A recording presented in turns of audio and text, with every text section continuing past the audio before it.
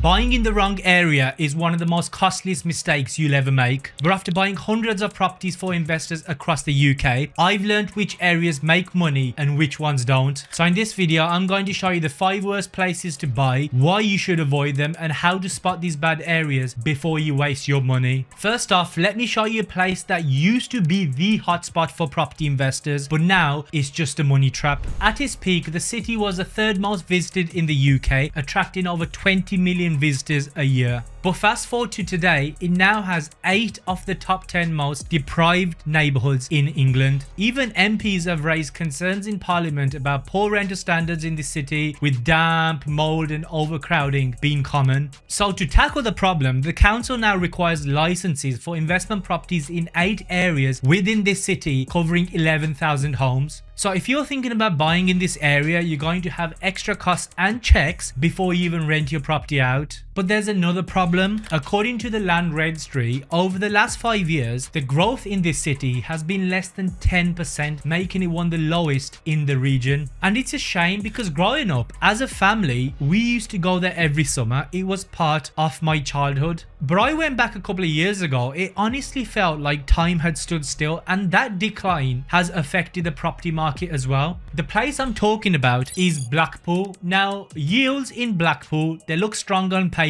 around 7 to 8%. Yield means how much money you can make from rent each year compared to what you paid for the property. But here's what most people don't know. Blackpool South has one of the highest jobless rates in England. Over 30% of adults aren't working, and average wages are around 25% below the UK average. And when your tenants struggle financially, your cash flow does too. So as a beginner, Blackpool might be one of the easiest places to lose money fast. It's cheap up front but costly in reality. Now the next place couldn't be more different. It's full of opportunity and high paying jobs, but it'll cost you a lot more. Now imagine buying a brand new sports car, top of the range, all the extras, and a year later it loses half of its value. Most people would call that a bad investment, right? But that's exactly what's been happening in one of the so-called prime markets in the country. According to Jefferies, prices in these areas have dropped by as much as 60% since their peak in 2024. And here's what makes it worse. Rents haven't kept pace either. Savills data shows that rents in these high-end areas are falling by around 1.4%. And if you haven't guessed already, I'm talking about prime London. Prices in Mayfair have dropped as much as 60%, Chelsea 40% down, and Kensington has dropped by 21%. So even though it looks like one of the safest places to invest, it's one of the riskiest because you need so much money to get started. You're paying high prices, getting low rent, and hoping for capital growth that's no longer guaranteed. And the thing with these areas is that you're competing with people who have unlimited money. These areas in London are designed for people who don't need to make money from property. They just need somewhere to park it. Outer London still has opportunities, but I'd stay away from prime central London. Next, let me show you a place that seems like the perfect fix for London. Cheaper prices, better yields, but recent changes could cost you thousands of pounds. So imagine opening up a restaurant and being told that you can only change your prices once a year, no matter how much your food, rent or energy costs go up. If your supplier doubles their prices or staff wages rise, you can't do anything about it. That's what the new housing bill has done to landlords here. Councils can now cap rent rises to 6% a year, which means your profits shrink every year. Then there's how tenancies work there. You need one of 18 legal reasons to evict. And if a tenant challenges it, it goes to a tribunal. It's fair for tenants, but it means more time and stress for you as an investor. But it doesn't stop there. If you're buying a second property or a buy-to-let in Scotland, you'll pay an 8% purchase tax on top of the normal rate, which is one of the highest in the UK. So for someone looking to buy in Scotland, that's a triple hit. You can't raise rents freely, you can't get tenants out easily, and you're paying more for tax just to get started. It's one of the most regulated markets in the UK, and that's the last thing an investor needs. Now the next one's interesting because the city itself is actually one of the best places to buy in the UK right now. But within that city, there's one big area that's very popular but slowly becoming unprofitable, and it's one you'll definitely want to avoid. Now, I've got a bit of a soft spot for this city. I actually lived here for a year after graduating, and every morning I'd commute into the city center, and I remember seeing cranes everywhere, hundreds of flats being built at once. Everyone was talking about how prices were rising, the demand was endless, and how you couldn't go wrong buying there. And to be fair, at the time,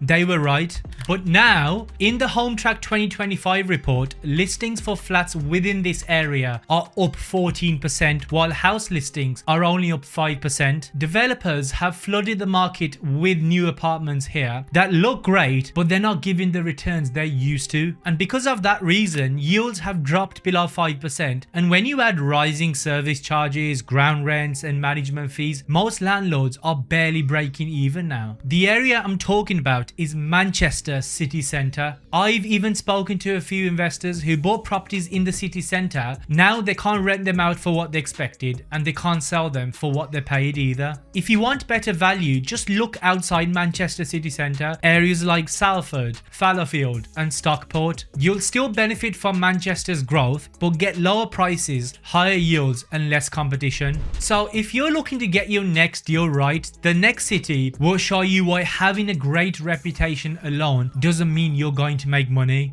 This city, it looks solid, it's got a strong economy, and everyone talks about how much it's grown over the years. And to be fair, it's true, it's one of the best performing markets in the UK. But it comes with a price, and most people, they don't realize how tough it actually is to make it work as an investor. First is the cost to get started. The average property price here sits around £343,000, and for a new investor, that's a big number. It means a bigger deposit, a higher mortgage and a smaller safety net. By the time you've covered your costs, you're left with little room for error, and if you're trying to build extra income on the side, that's a lot of pressure. Then there's a cash flow problem. Average rents are roughly £1,700 to £1,800 a month, but with prices that high, the yields just don't stack up. You're looking at 4% gross, and once you factor in tax, mortgage and maintenance, there's barely anything left. It's fine if you're banking on capital growth, but for someone who wants consistent income each month, that won't help you. And the city I'm talking about is Bristol. If you compare it to other areas in the southwest or even the rest of the UK, prices here are just too high.